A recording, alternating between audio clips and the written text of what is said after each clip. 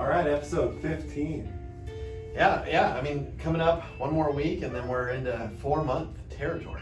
That's crazy. Yeah, I've been doing this a little while. I mean, we're having interviews all over the place, and doing all kinds of new wrinkles and fun stuff coming about. Yeah.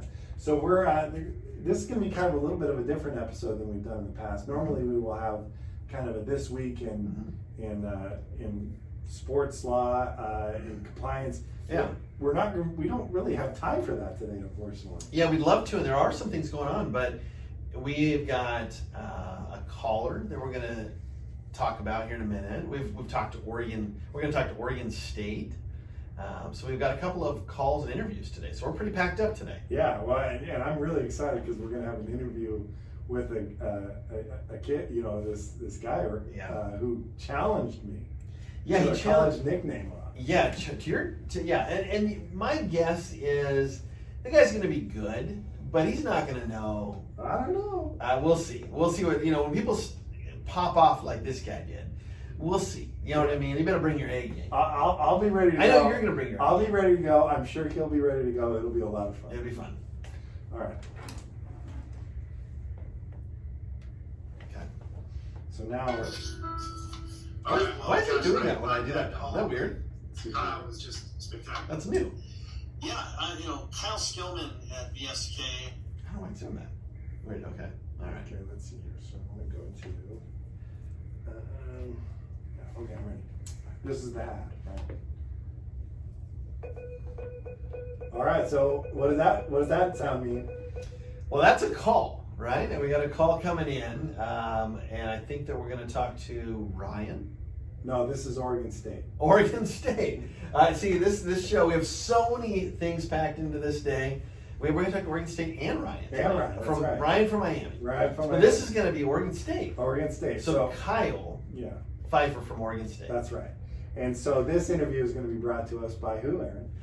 Great law firm by the name of Welch, Bruin, and Green, like the color.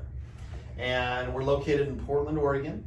And we can do a couple of things. I mean, I think we can do workers' compensation. That's right. We do personal injury, Social Security, disability. Yeah. And then also, what else? Well, collegiate sports law. We can do consulting services for schools, student athletes, administrators, coaches. Basically anything your compliance office can do, we could do on a kind of flat rate or hourly rate. We'd work it up, figure out what your needs are, and help you out. Yeah. And feel free to give us a call. You can call us at 503-221-0870 or email us at collegesportsattorneys@gmail.com. Or you can email Aaron at Price, first initial, last name, at WBGATTY.com. WBG is the initials of our law firm. That's impressive. And then ATTY is short for attorney. That's right. .com. Or you can email me at skelly, also first initial and last name. Yeah. At WBGATTY.com. Yeah. We'll look forward to helping anybody out. Yeah. Feel free to give us a call. Absolutely. Okay, well, what does that sound mean, Aaron? Well, we have the great fortune of having Kyle Pifer from Oregon State, and he works with Oregon State Athletics in the compliance office. And I've known Kyle for a long, long time. Great guy. We're very fortunate to be able to pick his brain. He has a lot of knowledge in this industry. He's been around a long time. And he's graciously given us some of his time today to kind of talk about some of the ins and outs there at Oregon State. Yeah. All right. Well, Kyle, thank you very much. How you doing today?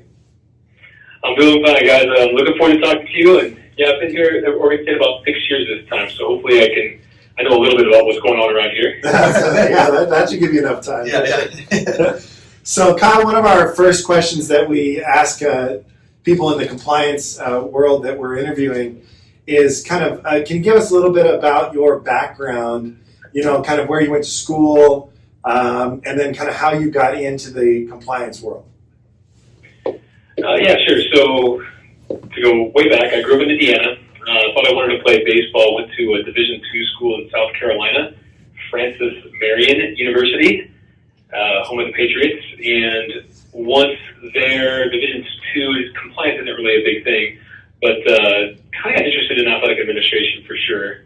Once I was there, didn't immediately go into it, but had had an opportunity to become a GA at Gonzaga about 3-4 years after graduating, and I took the opportunity.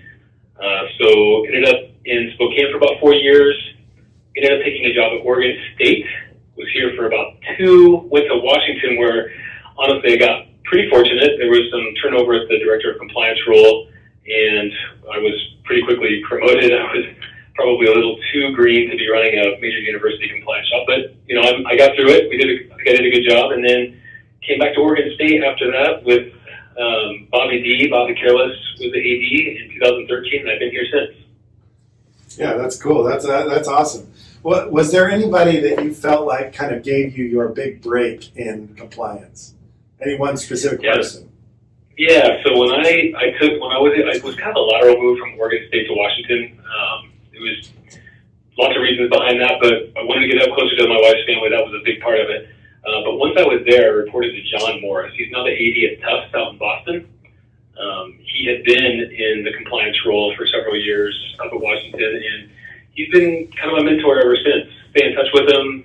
Talked with him last week. Did some stuff with him where he was able to really show me what he did, what works well, what he didn't think worked well, and he was just someone who was always open to help me because he knew I was probably a little bit of a rookie coming into that role, and he wanted to make sure that I was successful. And so just his amount of attention to me made all of the difference in my career, and so I give him a ton of credit. That's awesome. Yeah, I feel like there's always, the people we've talked to always seem to have one person or a couple people they can kind of highlight as sort of giving them that first crack or that first opportunity. It's actually funny for me, it's Bob DeCareless, actually. I was going to Willamette University for law school, and I did the Sports Law Journal there, and I invited him out as a speaker, and he was the athletic director at the time, and he came out, and we had this little forum, and he spoke a little bit, and afterwards he pulled me aside, and he said, what are you trying to do in sports? And I said, I work in college athletics at some level. I'm not sure exactly. And at the time I had heard of compliance offices, but I didn't really know exactly what they did. And he said, why don't you, if you got some time, maybe why don't you come send me your materials and I'll look at it for a volunteer internship possibility. And I did that, and he brought me on initially as his intern, kind of a volunteer intern.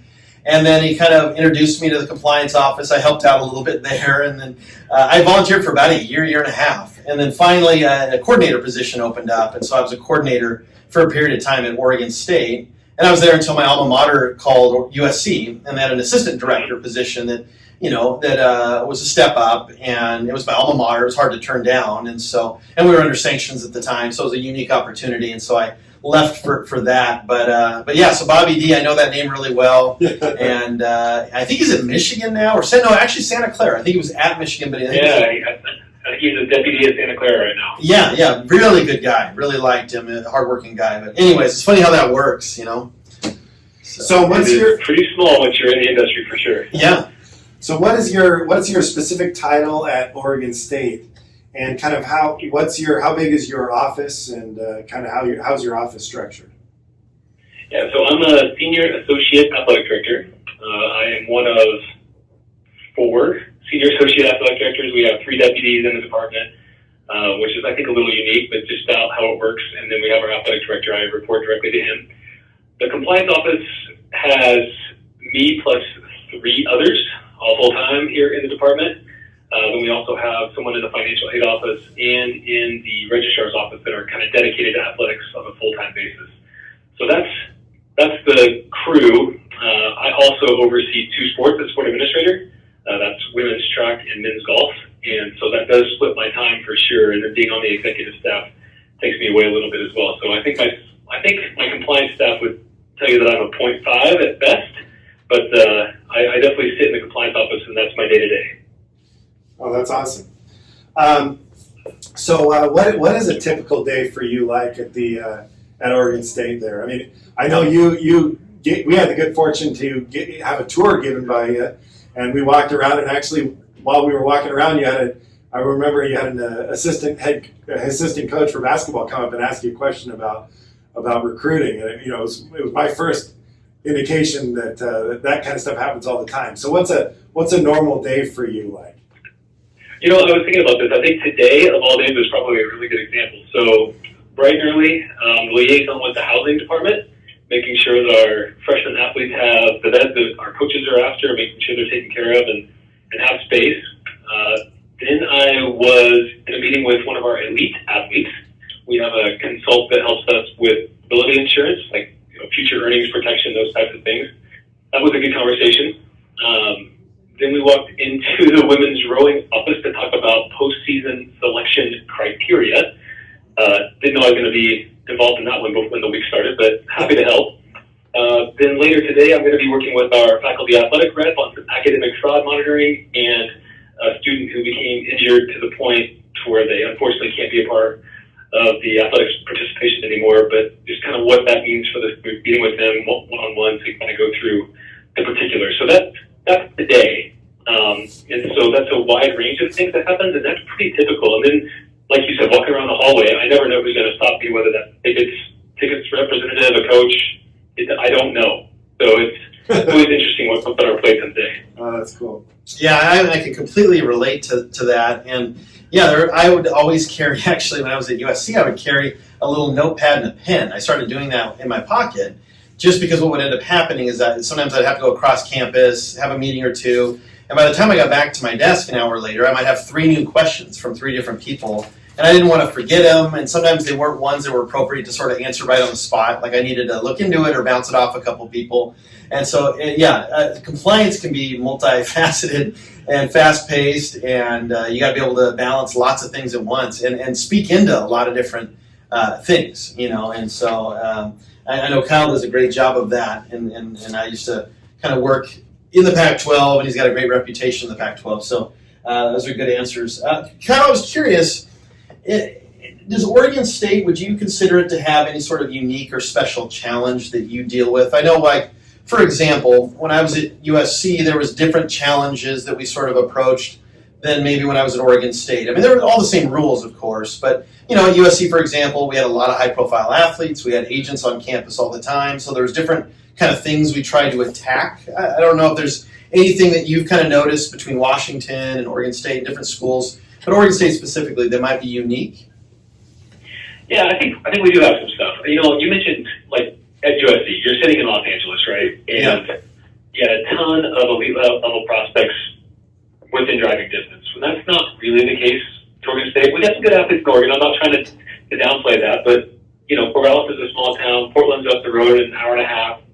So I think our unique challenge here is within recruiting, and we do everything we can to actually get those recruits on campus, because we believe, and we've got some data that shows that once they get here and experience what we have and who we are, they come.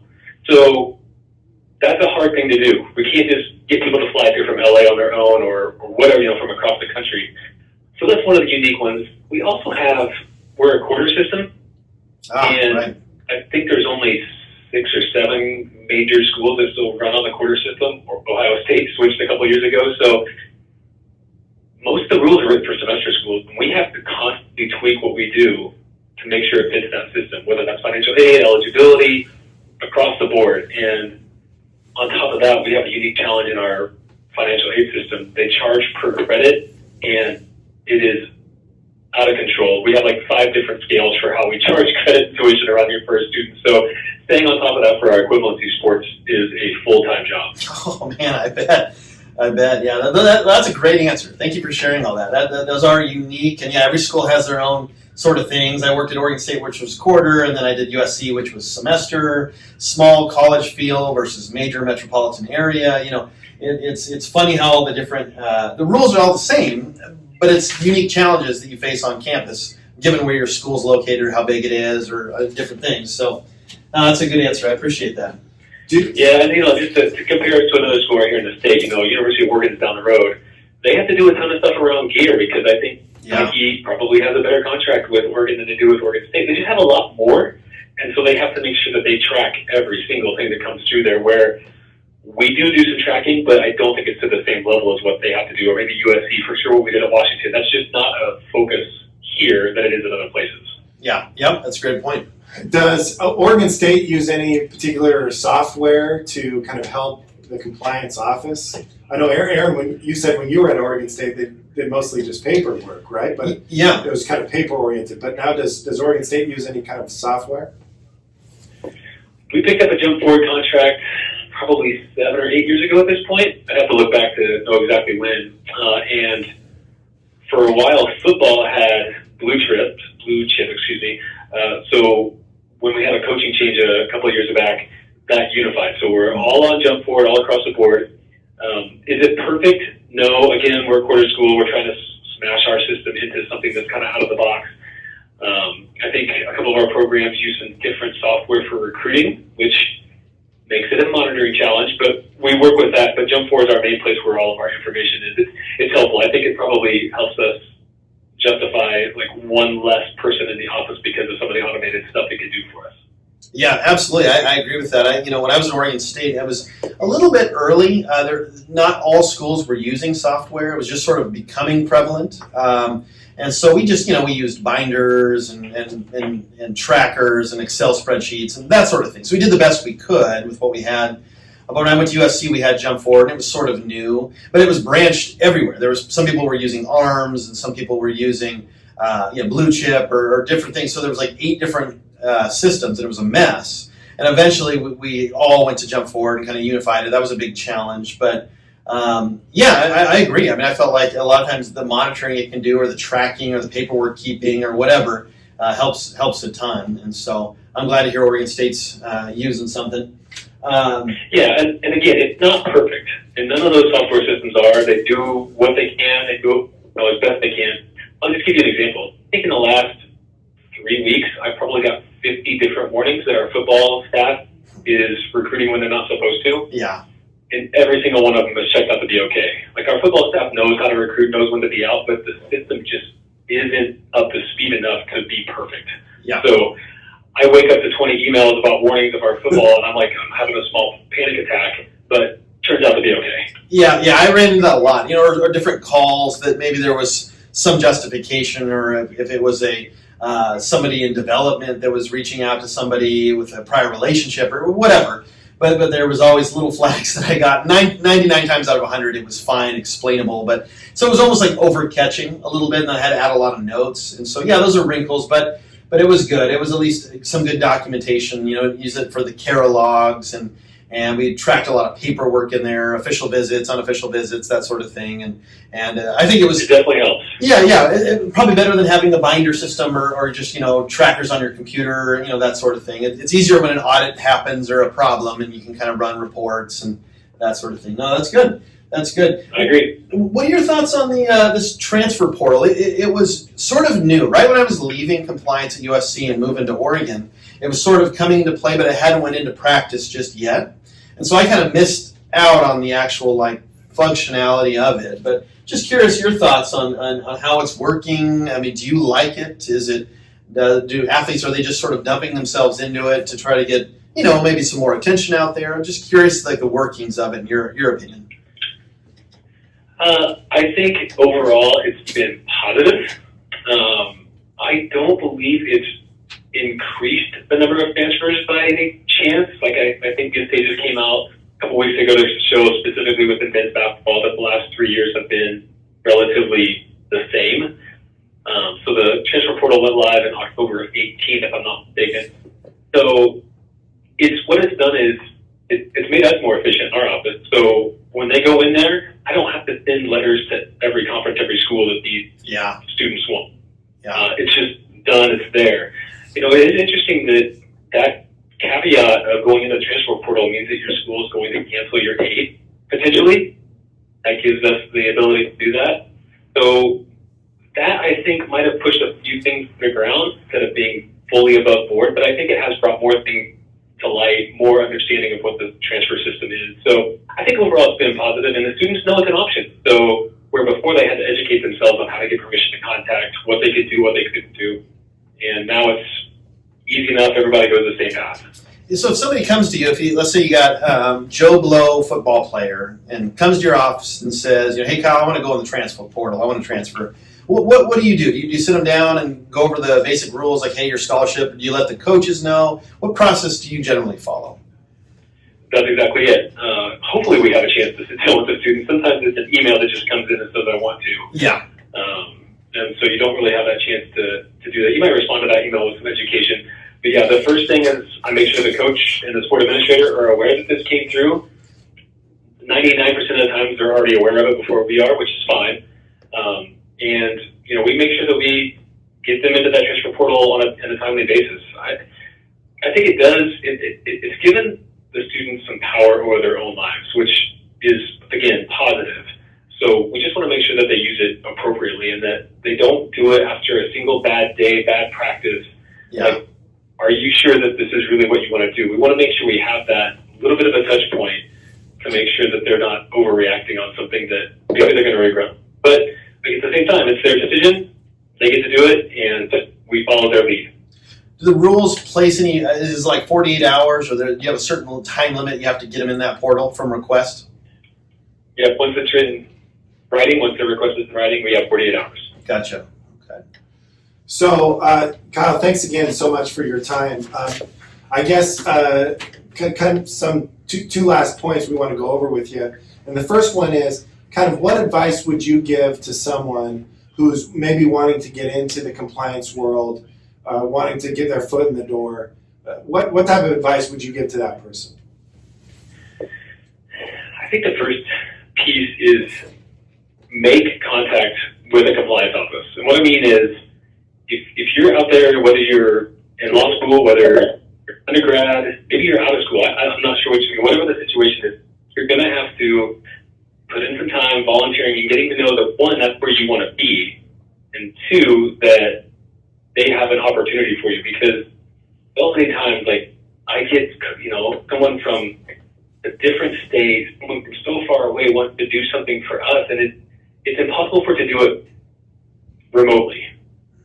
It's something that you have to be here, you have to hear the conversations, you have to be in the office a lot of times to really learn. And so we end up with a ton of law students from Willamette and Oregon. We've got undergrads from our own campus here.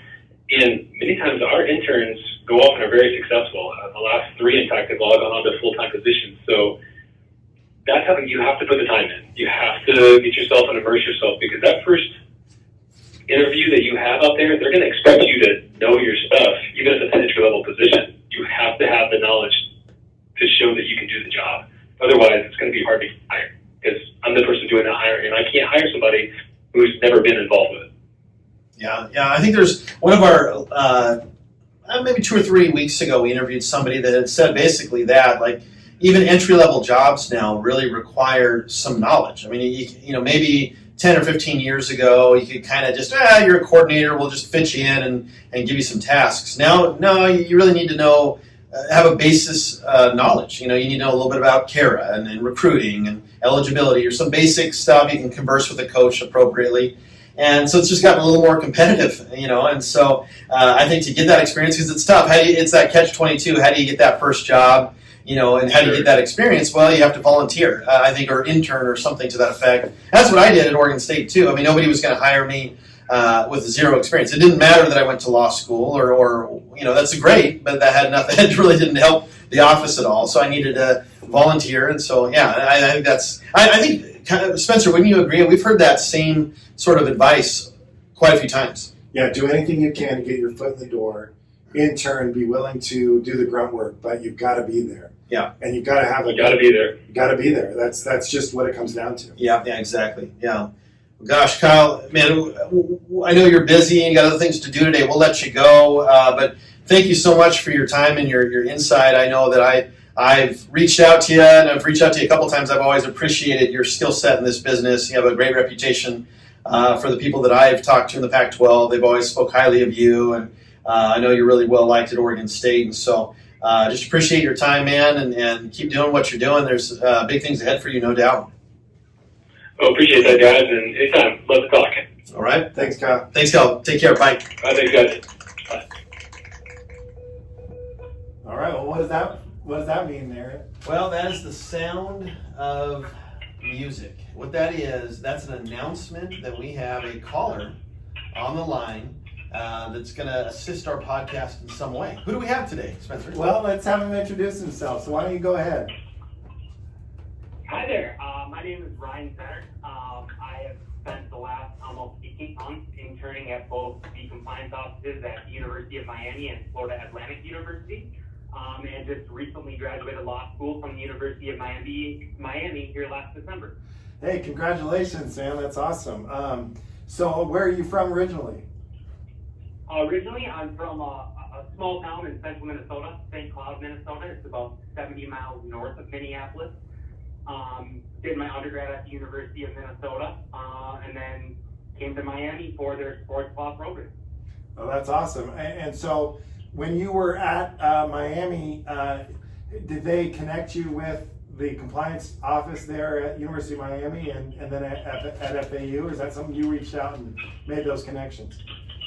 No, it was a kind of a unique situation. So when I came into Miami Law School, I had visions of emerging as, the next Drew Rosenhaus, the next hotshot sports agent. But over my time with Miami, I came to realize that I really valued the NCAA side of athletics more than the professional side. So once I kind of started to realize that, I began looking for, where I could take my JD or my legal degree into NCAA athletics, and kind of stumbled across the compliance office at Miami. So once I found out that, this is an area where JD is valued and I can kind of go somewhere with it, I went into the CDO, the Career Development Office at the University of Miami, and basically told them, here's what I want to do. This is why I came to this school, so let's make it happen. And, after a little bit of back and forth and some things like that, I got together with Chris Johnson, who was at the University of Miami Compliance Office, and he brought me on as an intern. And that's how that whole thing kind of started. So how long were you at Miami, and then how long were you at FAU? Yeah, so after my 1L year, I was at Miami for about 11 months. And then once that internship ended, actually my mentor, Chris Johnson, who brought me on at Miami, he actually moved over to Florida Atlantic University. So when my internship ended with Miami, he reached out and said, hey, if you're still willing, you can come over here to Florida Atlantic and kind of keep the good thing rolling. So that's what I did. That's awesome.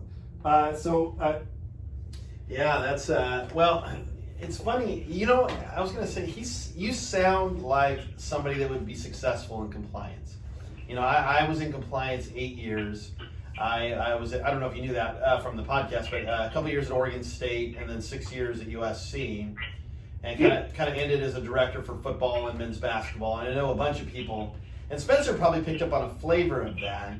But there's quite a few people that start in the with a JD and they have an intent to maybe be an agent or something like to that effect, and then it's sort of find themselves in compliance somehow or another, usually starting as a volunteer or an intern or both, and then kind of persevering and making their way up, and you can end up from a intern, coordinator, volunteer person to somebody heading up an office in a matter of 2, 3, 4 years for the right people, that are well spoken and really kind of after it, and so you kind of remind me of that. I hear that in your voice a little bit. So nice work. Well, hey, I appreciate that. I mean, that means the world coming from you guys who have been in the industry and know what you're talking about. Hear that from you guys, it means a lot. Yeah, thank you. Do you don't happen to know, and you probably don't, Ralph Schick? He's from the Florida area, and he went to Miami. He's at USC right now. I don't know if you've heard that name before in the compliance world. I mean, the name kind of rings a bell. Where it rings a bell from, I'm not exactly sure. I was just curious. So that's kind of my best answer to that question. Yeah. So I'm curious about, because you being at Miami for 11 months, and then being at FAU, obviously two very different schools, very different levels. One's a kind of a powerhouse, Big Five type school versus FAU, which is, an up and coming school.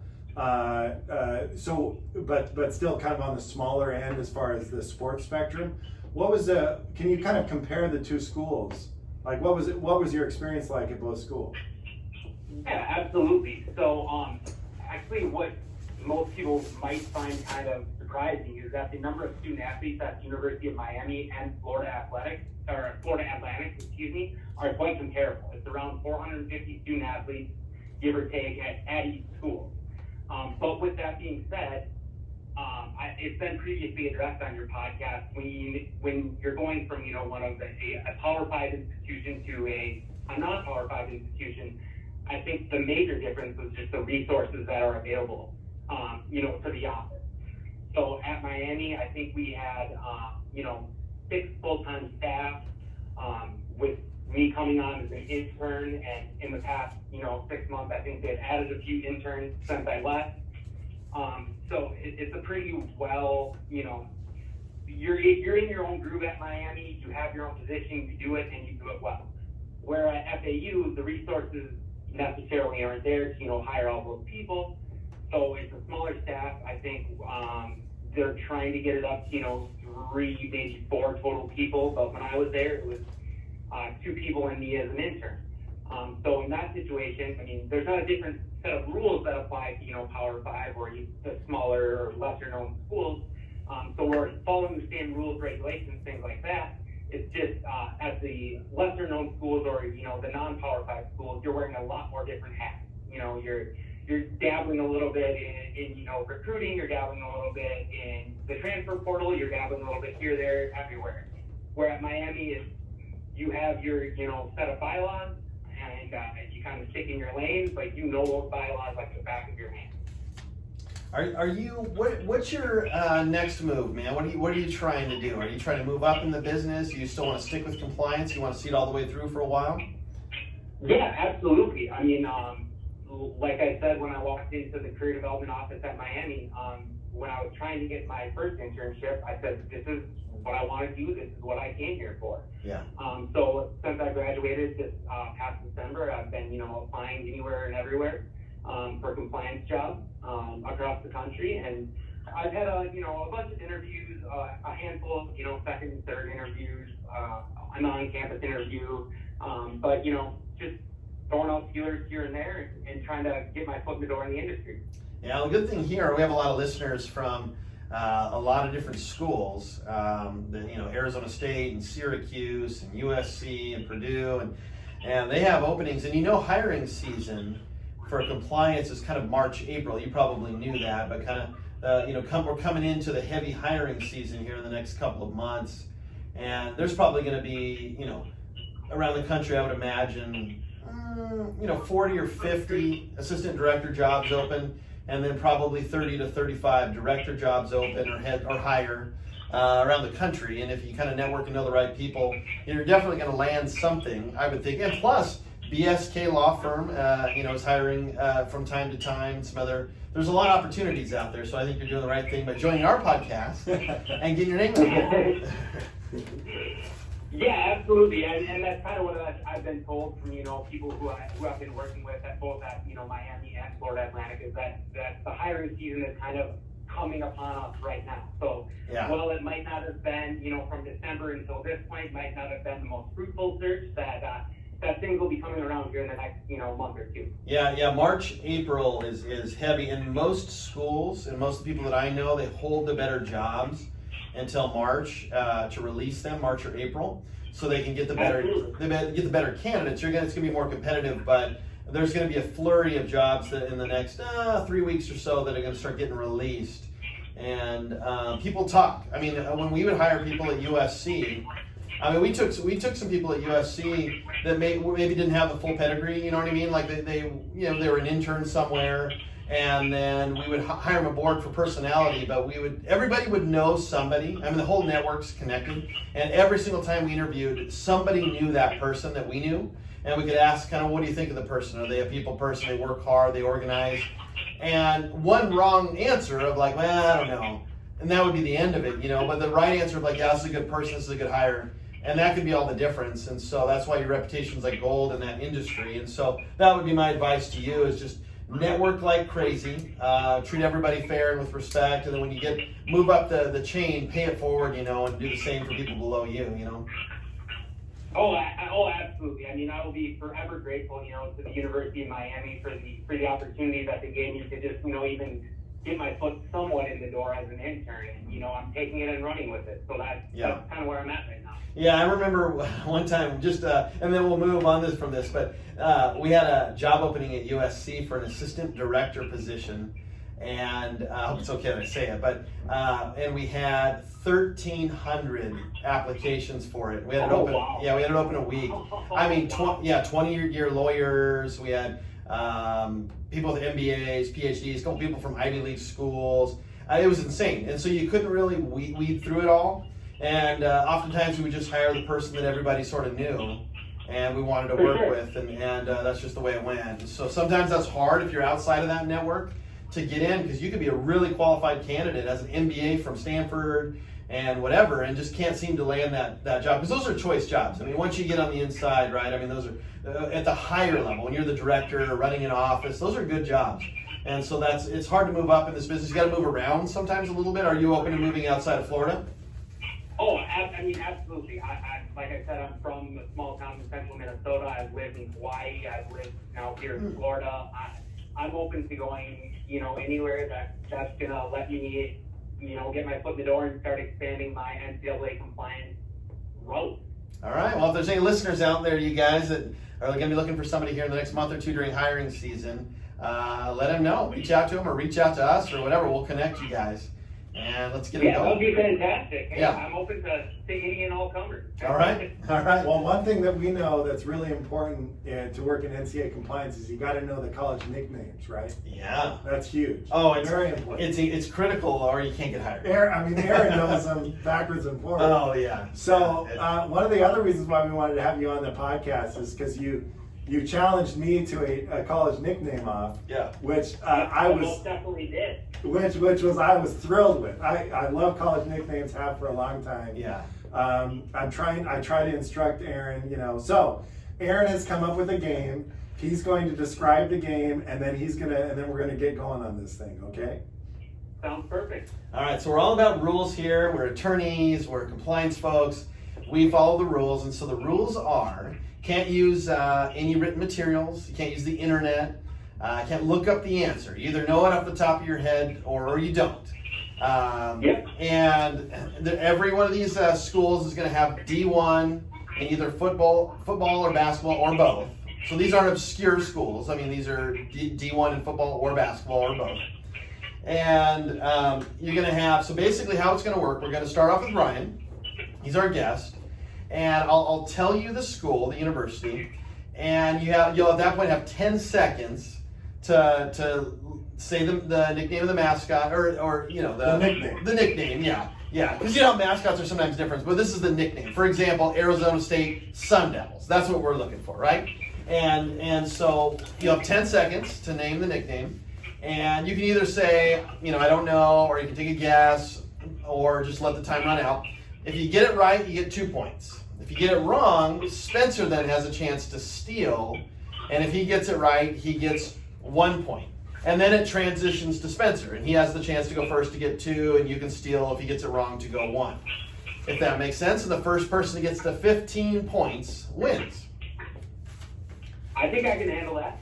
Spencer, do you understand the rules? I'm ready to rock and roll. You agree to the terms? Yeah, absolutely. All right, there's a lot of pride on this because Spencer, that's kind of his claim to fame. If the first person that comes in and knocks him off the horse, that's going to set him back a peg or two. Yeah, big time. So I'll be eating some humble pie. Yeah, but I'm warning you, Ryan, he's pretty good. So he's been studying for a long try time. not to embarrass myself. Okay, all right. We'll start a little easy. I don't want to crush you out of the gate, but then we'll get a little harder. So here we go. Are you ready, Ryan? I'm ready to go. Okay. Harvard University. Crimson. Bang, 2 points for Ryan. All right, Spencer, he got it. So pressure's on you now, buddy. We're gonna go to you. We're not starting tough, but now this is Spencer. Spencer, Rhode Island. The Rams. Rams, correct. 2-2. You guys crushed these easy ones, no problem. All right. How about UC Irvine, Ryan? Those would be the Anteaters. Anteaters, correct. 2 points. Okay, very nice. Spencer, your turn. Little Rock. Arkansas Little Rock. They are the Spartans. Or the Trojans. They're Trojans. Oh. They're the Trojans. They're the Trojans. I corrected it within 10 seconds. Okay, fair enough. I will allow Trojans, I always confuse them. You misspoke, but you corrected it in 10 seconds. And okay, all right. I will give you that one. 2-2. All right, fair enough. Okay, back to Ryan. Ryan, how about Grand Canyon University? The Antelope. Very nice, very nice. I thought that might get a little tricky for somebody. Okay, not bad. I'm going to go back to Spencer. Spencer, Yeah, Georgia Southern. Georgia Southern. Oh boy.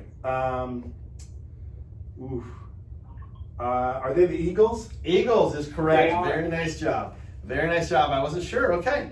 All right. It's 6-6. Nobody's missed any. Back to Ryan. UT Arlington. Arlington. Those would be the Mavericks, I believe. That's correct. Nice job. Wow, this is pretty good. This is impressive. Yeah, 8-6. Okay, back to Spencer. The pressure's on. Nobody's missed any. Okay. All right, Spencer, are you ready? Yeah. Coastal Carolina. They are the Chanticleers. Nice. You got that right away. Very nice job. All right, very nice. Okay. All right. Let's get into some. These may not be hard for you guys, but let's see. How about Texas State? Texas State? Sorry, I didn't quite hear you correctly. Yeah, Texas State. Oh, okay, the Bobcats. Bobcats, nice job. Dang, that's pretty good. Okay, all right. So 10-8. Spencer, pressure's on you. Nobody's missed any. Okay. Are you ready? Yep. How about Kansas City? UMKC. Yes. University of Missouri, Kansas City. Yes. They're the Kangaroos. Very nice. Very nice. Yes. Man, I thought for sure that might trip you up. Okay. All right. 10-10. Nobody's missed any. I got to make sure I get you guys missing something here. Okay. All right. Here is a tricky one. And I'm going to go to Ryan on this one. I think it's very tricky because it recently changed. All right. UT Rio Grande Valley.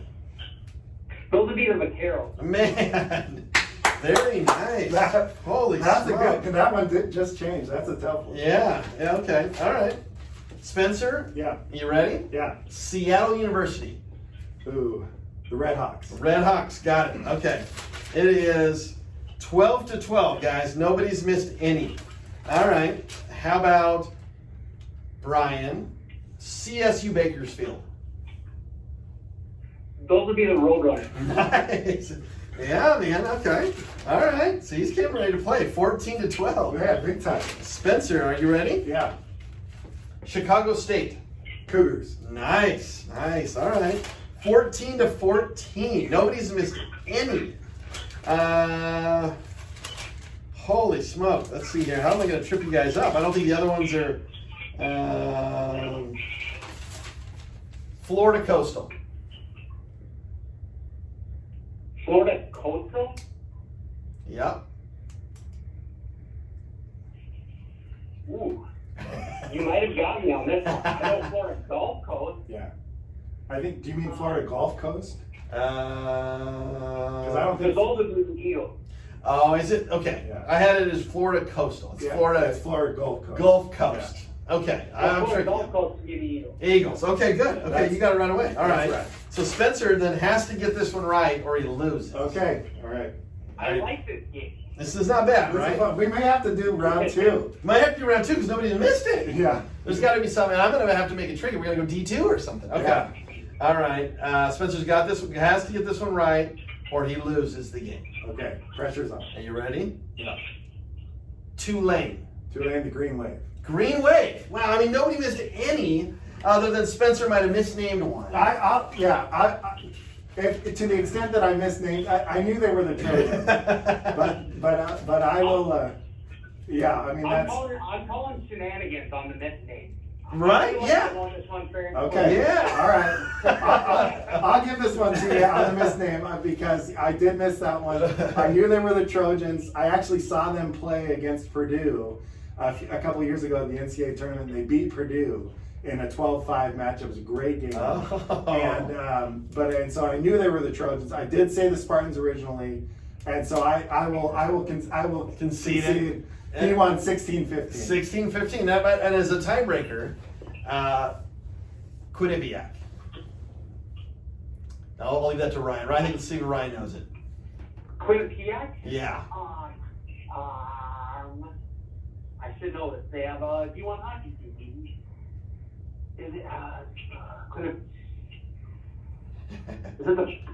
I'm gonna go Wildcat.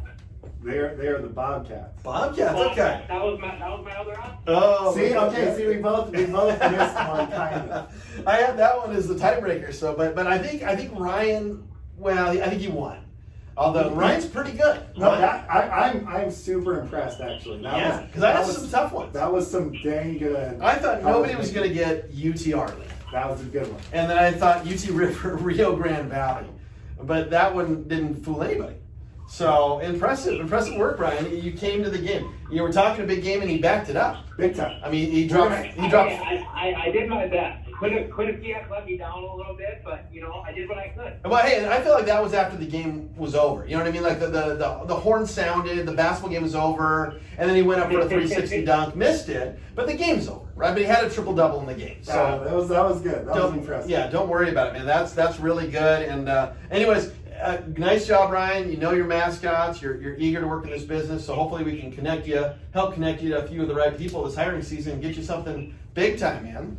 And I want a rematch too. We'll have to go a little bit deeper. I'm good. I'm game ready for a rematch. You name the date and time. All right. I'm good to go. All right, man. All right, we'll do it. All right, thanks a lot. Have a great day. Yeah, same to you guys. Much appreciated. Have a good one, guys. Absolutely. See ya. All right, bye. Well, I'll tell you, those were two of the best calls we've had on the podcast. I had a blast chatting with Kyle. Super knowledgeable, knows his stuff. Yeah. Really down to earth guy. Yeah. And then, gosh, that game with Ryan Zenner was a lot of fun.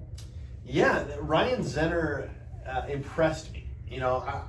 I didn't want to ask too extreme of names because I kind of thought we got a guy challenging us, popping off. He's going to know Arizona State and UCLA. He's not going to know Texas State. He's not going to go UT Rio Grande Valley. He's not going to know any of those. And he knew every one. Like it was nothing. But I did get him at Quinnipiac. Now, that was after the game was over. And I think it was questionable whether you stumbled or not. But we have a controversial game right now. Well, no, I'm going to give it to him because I did stumble. Honestly, I did stumble. You stumbled. But he didn't know Quinnipiac Bobcats at the end. That's true. So we don't know what happened. I this feel game like ended in an asterisk. I feel like it's a tie. I think we've got to go round two with this guy. Yeah, and if we go round two, I'm going to get raunchy with it. I mean, I'm going to go next level. Because I intentionally didn't do that because I didn't want it to be like, no, he wasn't getting any of them. So now I realized, okay, the guy can lift a little bit of weight. So now I'm going to rack it a couple more. And so the next round two, we'll have it in a few weeks or a month. We'll work it out, and we're going to go real aggressive. I can't wait. Let's see. How's USC's basketball team looking? They're doing okay. They're kind of typical USC basketball. They got blown out by Colorado. They've won a good one against Utah. They always seem to have a pretty good record, but they get into the heart of the Pac-12 and kind of let up a little bit and have some strange head-scratching losses. Hey, Colorado's a good team, though. They're a good team. Shouldn't have been able to beat USC by like 25. I mean, USC's good. That's how Andy Enfield's teams have been a little bit lately, where they're a little up and down, a little inconsistent. They're right on the bubble of the tournament. And he just can't seem. We get good recruits in, but we can't seem to get over that hump where we're elite. Okay. We're out, and so that's kind of where USC's kind of about where I thought they might be. 23, 24 wins on the bubble of the tournament, and they're about right there. Okay. I saw BYU had a pretty big win. Yeah. Here in town. In Portland, Oregon. Oregon. We played the University of Portland Pilots. You knew that one. Yeah. We played them. I actually got to go to the game. Thank you to my. Got to spend some time. Thank you to my brother Mitchell, who got us the tickets. We had a great time. Did you notice any violations when you were there? I did not notice any violations. It was interesting as we were walking out. One of there was a recruit there who met with one of the assistant coaches, but he was very careful. Very careful. Yeah. So that was kind of fun to watch. All right. Yeah. I kind of cut my eye on it. You never know when we show up at an event. That's right. And Spence, by the way, I've heard a rumor you might be interested in attending the USC Oregon football game. at Autzen this year. I would love to go to that game. Yeah, so maybe we'll make that happen. Yeah, we'll have to. I'll be rocking my my Trojan gear. That one's going to be a primetime game, brutal. We'll get into it later. All right. Yeah. All right. Well, next week we should have another fun week. Yeah. And hopefully we have some more to talk about. There's always stuff going on. I know the Adidas and Nike trials are going on right now. The Michael Avenatti trials going on. There's a lot of interesting stuff going on there. We might talk about that next week. Yeah, and the Oregonian called me not long ago and wanted a story about this issue going on. And so they've asked for us to chat with them about that. So we'll see if we return that call or not, but it's newsworthy. This Adidas stuff is Nike, so maybe we want to get into that. Next week, we also talked to Ole Miss recruiting. Oh boy. Lane Kiffin and the Lane Train. All right. So should be a fun week. Yeah. We hope everybody enjoys college basketball going on. We're about a month away from Selection Sunday, a month and a week or so. When do you leave for March Madness? March 18th. I'm counting down the days. About 5-6 weeks. Yeah, 5-6 weeks. Yeah, 40 some odd days. All right. We're headed out to Greensboro, North Carolina this time, and we're gonna maybe even do some remote interviews while we're out there. Yeah, absolutely. I think that would be a lot of fun. That would be. You had a pretty good week this recently. You were out of town as well. Yeah, that's right. With the family. With the family, got to go down to Disneyland and Yeah. had a blast down there. Did anybody buy Mickey Mouse ears? No Mickey Mouse ears. Okay. No, we told the kids they could buy a souvenir. They did none of the kids chose that, which is fine. What was your favorite ride? Favorite ride? They have a brand new ride called Rise of the Resistance in Star Wars Land, which is incredible. All right. If you get a chance, You rode it more than once, didn't you? We only actually got to ride it once because Once? it's based on a lottery. Whoa. Yeah, so Okay. it's intense, and Okay. we only got to ride it once. You have to put in for a lottery for a position every morning if you want to ride this ride, and if you don't get on it, you don't get on it, and you can't ride it. So we were able to ride it once, and it was worth it for sure. Did you eat at Pirates of the Caribbean? No, we did not eat at Pirates of the Caribbean, though I did have a corn dog from the Corn Dog Hut in California Adventure, and that was worth the price of admission. Sounds good. All right. Well, enjoy your week, college sports fans. Feel free to continue to email us if you have any questions. And also, if anybody else wants to challenge me to a college mascot, college nickname off, send us an email. I am happy to take on any comers. And now I've learned my lesson. I'm going to just go straight ruthless from now on. I'm not going to just go, well, Chicago State or Texas State. No, I'm going to go obscure from now on. And so, because we're gonna see what people are made of. Yeah, let's see what anybody has. Yeah, all right, fun stuff. Okay, we'll see you next week for Ole Miss and the Lane Train. All right.